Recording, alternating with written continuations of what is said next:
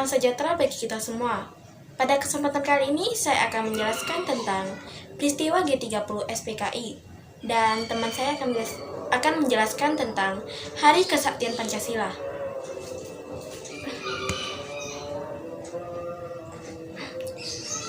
G30 SPKI merupakan gerakan yang bertujuan untuk menggulingkan pemerintahan Presiden Soekarno dan mengubah Indonesia menjadi negara komunis.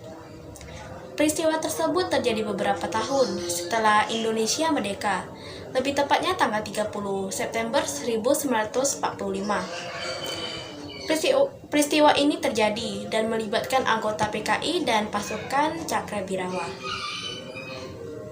Pasukan Cakrabirawa adalah mereka merupakan pasukan gabungan dari TNI Angkatan Darat, Laut, dan Udara, serta Kepolisian Republik Indonesia yang bertugas menjaga keamanan Republik Indonesia.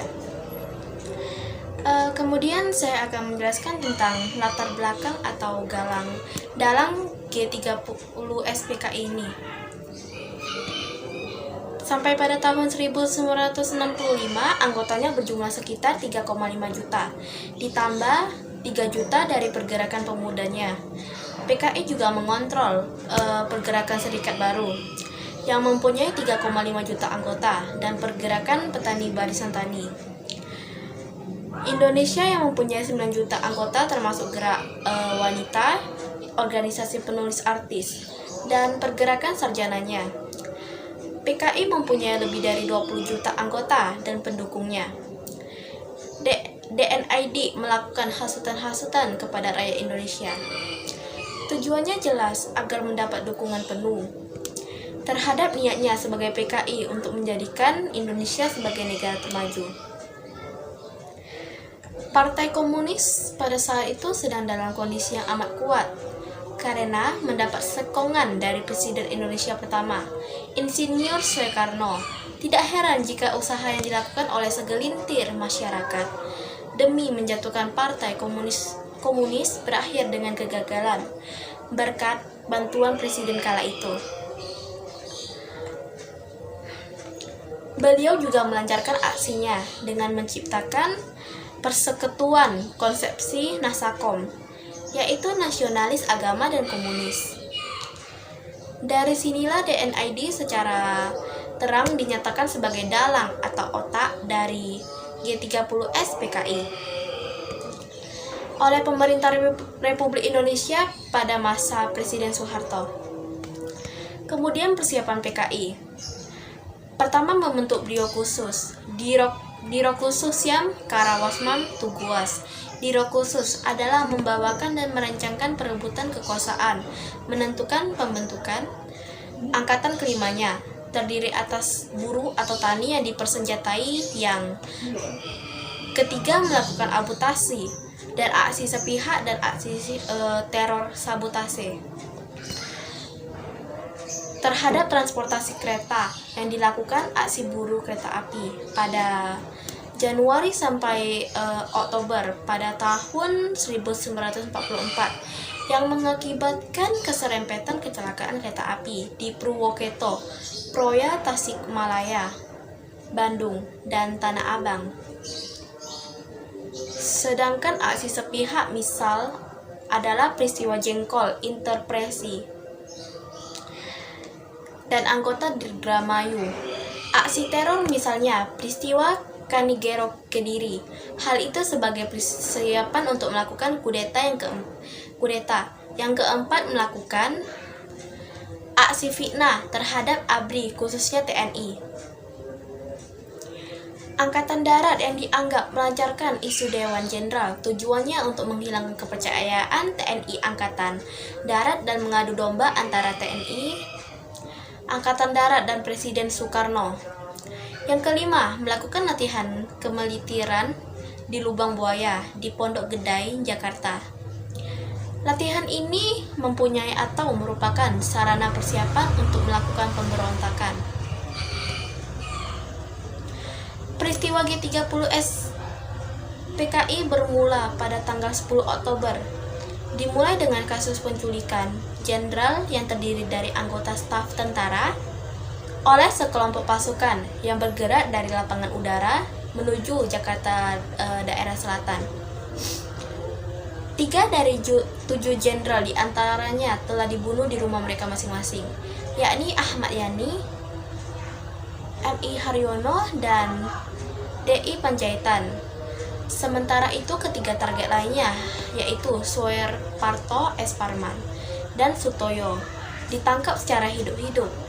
Abdul Harus Nasution yang menjadi target utama kelompok pasukan tersebut berhasil kabur setelah berusaha melompati dinding batas Kedubes Irak.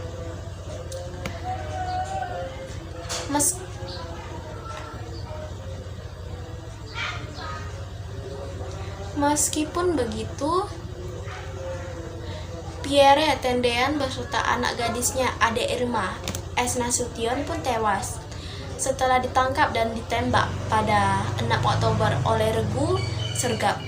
Korban tewas semakin bertambah di saat regu penculik menembak serta membunuh seorang polisi penjaga rumah.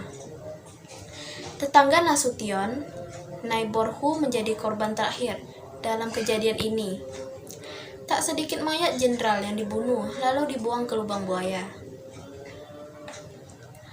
Masa berakhirnya G30 SPKI pada tanggal 1 Oktober tahun 1945. Tahun 1965.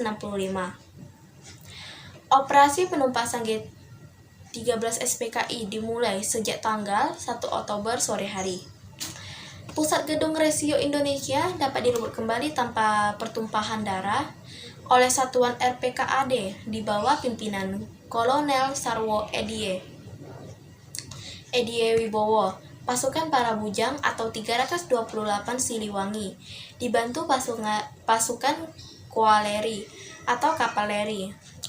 Setelah diketahui bahwa basis G30 SPKI berada di sekitar Halim Perdana Kusuma, sasaran diarahkan ke sana. Kemudian pada tanggal 2 Oktober 1965, sehari setelah kejadian itu, Halim Perdana Kusuma diserang perintah Mejen Soeharto, tepatnya pada pukul 12 siang. Seluruh tempat itu berhasil dikuasai oleh TNI Angkatan Darat. Dan berikutnya pada tanggal 3 Oktober 1965, tepatnya pada hari Minggu, pasukan RPKAD yang dipimpin oleh Mayor C.I. Santoso berhasil menguasai daerah Lubang Buaya. Setelah usaha pencarian wira TNI Angkatan Darat dipergiat atas petunjuk Kopral 1 Polisi, Sukirman yang menjadi tawanan G30 SPKI tetap berhasil didapat keterangan bahwa perwira TNI Angkatan Darat tersebut dibawa ke Lubang Buaya karena daerah tersebut diselidiki secara intensif. Akhirnya pada tanggal 3 Oktober ditemukan tempat para perwira diculik dan dibunuh. Mayat para perwira dimasukkan ke dalam sumur yang bertulis 3/4 M kedalamannya. Kira-kira 12 meter yang dikenal dengan nama Sumur Lubang Buaya. Hari selanjutnya tanggal 4 Oktober 1965. Penggalian Sumur Lubang Buaya dilanjutkan kembali tanggal 13 Oktober pukul 5 WIB. Hingga keesokan harinya diteruskan oleh pasukan Hafibi dengan disaksikan pemimpinan sementara TNI Angkatan Darat Mejen Soeharto. Jenazah para perwira setelah diangkat dari sumur tersebut terlihat adanya kerusakan fisik. Sedemikian rupa hal inilah yang menjadi saksi isu bagi bangsa Indonesia betapa kejamnya saat yang mereka alami sebelum wafat. Tanggal 5 Oktober 1965, jenazah para perwira Angkatan Darat tersebut dimakamkan di Taman Makam Pahlawan Kalibata yang sebelumnya disembayangkan di markas besar Angkatan Darat tersebut. Dimakamkan di Taman Makam Pahlawan Kalibata yang sebelumnya disembayangkan di markas besar Angkatan Darat. Hari terakhir yaitu tanggal 6 Oktober 1965. Peristiwa G30 SPKI sejatinya tidak terlepas dari kejadian penculikannya. Penculikan perdiki-perdiki mereka kasihani momen lubang buaya. Tujuan G30 SPKI. G30 SPKI adalah perbuatan PKI dalam rangka usahanya untuk merebut kekuasaan di negara Republik Indonesia dengan memperalat APRI sebagai kekuatan fisiknya dan tidak pernah terlepas dari tujuan PKI untuk membentuk pemerintah komunis. Tujuan tetap komunis di negara komunis adalah merebut kekuasaan negara dan komunikasinya. Usaha tersebut dilakukan dalam jangka panjang dari generasi ke generasi berlanjut. Kegiatan yang dilakukan tidak pernah terlepas dari rangkaian kegiatan komunisme internasional. Dampak sosial politik dari G30 SPKI ini adalah 1. Secara politik telah terlahir peta kekuatan politik baru, yaitu antara AD. 2. Sampai bulan Desember 1965, PKI telah hancur sebagai kekuatan politik di Indonesia. 3. Kekuasaan dan pamor politik Presiden Soekarno memudar. 4. Secara sosial telah terjadi penangkapan dan pembunuhan terhadap orang-orang PKI atau dianggap PKI yang tidak semuanya melalui proses pengadilan dengan jumlah yang relatif banyak. Sesudah kejadian tersebut, 30 September diperingati sebagai Hari Gerakan 30 September. Pada masa pemerintahan Soeharto, biasanya ada film mengenai kejadian tersebut yang ditayangkan seluruh stasiun televisi Indonesia setiap tahunnya pada tanggal 30 September. Selain itu, pada masa Soeharto, biasanya dilakukan upacara bendera di Monumen Pancasila Sakti di Lubang Buaya dan dilanjutkan dengan menabur bunga di makam para pahlawan revolusi PMP Kalibata. Namun saja evolusi bergulir film itu sudah tidak lagi ditayangkan dan hanya tradisi tabur bunga yang dilanjutkan. Demikianlah yang saya jelaskan pada hari ini mengenai G30 SPKI. Jika saya salah bicara, saya memohon maaf dengan sepenuh hati. Sekian dan terima kasih. Halo semuanya, nama saya Tasya. Hari ini saya akan menjelaskan tentang Hari Kesatian Pancasila yang diperingati setiap tanggal 1 Oktober yang berkaitan erat dengan G30 SPKI.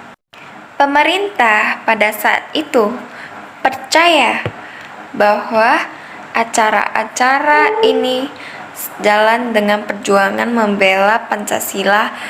Hal tersebut adalah pertarungan ideologi Pancasila dengan komunisme sebelumnya.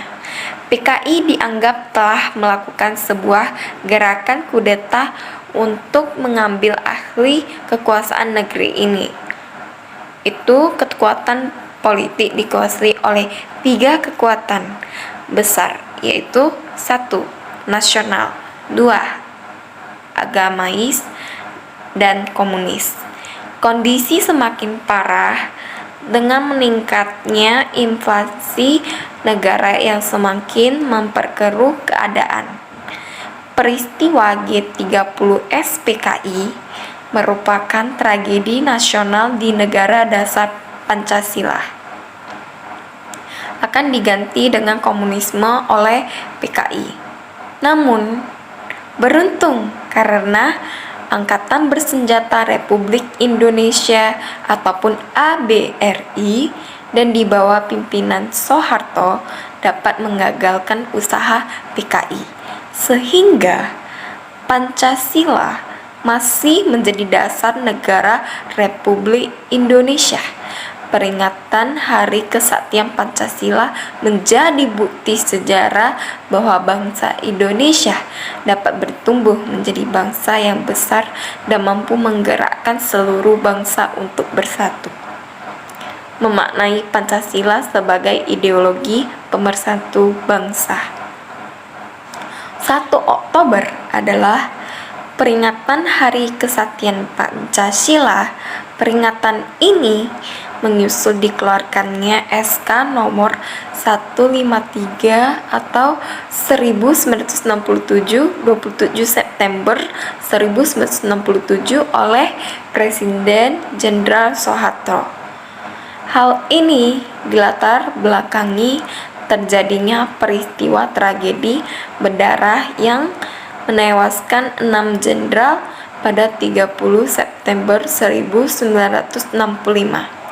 Sejak peristiwa itu, serangkaian peringatan gencar dilakukan dari pemasangan bendera setengah tiang, peringatan Hari Kesatian Pancasila, pembuatan Monumen Pancasila, dan pemberian gelar sebagai pahlawan revolusi terhadap korban gerakan itu. Maka tidak heran bila instansi pemerintah sekolah mewajibkan upacara bendera.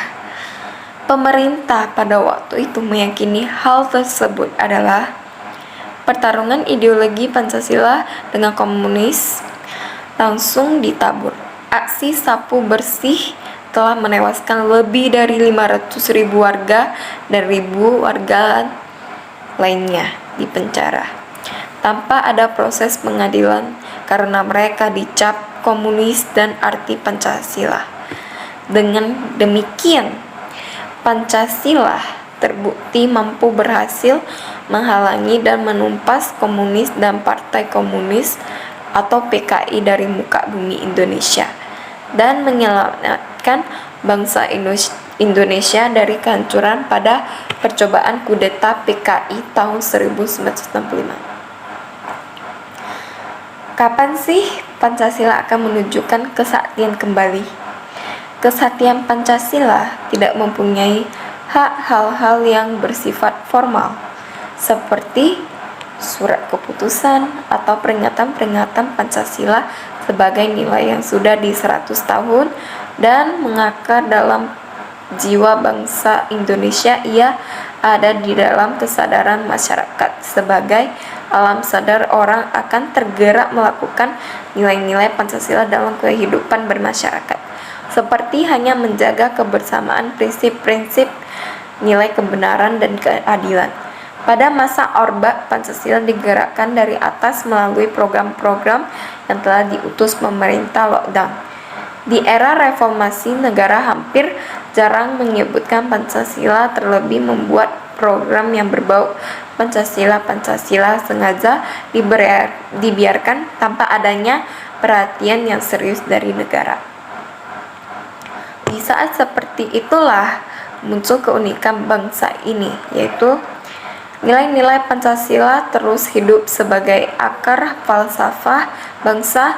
Kemudian Pancasila mengeluarkan kesaktiannya dengan membangkitkan kesadaran publik tentang nilai-nilai kebenaran yang dilakukan secara substansial. Kebenaran tidak hanya dimiliki penguasa semata, tetapi rakyat sudah mampu membedakan dan memilih apa yang dinamakan sebagai kebenaran yang hidup. Ada dua arus kesaktian Pancasila, arus atas dan bawah. Arus atas, kesaktian Pancasila diwujudkan oleh kelompok menengah atas dengan pembelaan terhadap kriminalisasi pimpinan KPK Bibit Chandra. Arus bawah, kesaktian Pancasila diwujudkan dalam perlawanan rakyat kecil Ibu Prita dalam menghadapi RS Omni Internasional. Aksi Ibu Prida dukungan KPK masyarakat melalui gerakan sosial merupakan yang nyata proses masyarakat terhadap keadilan dan kebenaran. Proses itu menunjukkan bukti pengadilan menurutnya di Indonesia dari dua kasus tersebut.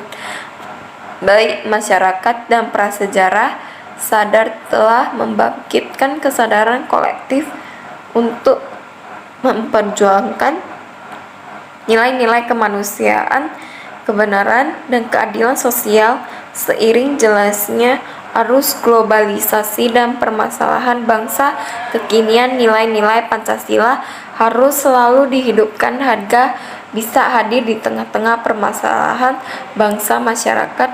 Permasalahan bangsa sudah kompleks sehingga segala macam bencana, baik bencana alam dan sosial, terus melanda bangsa ini.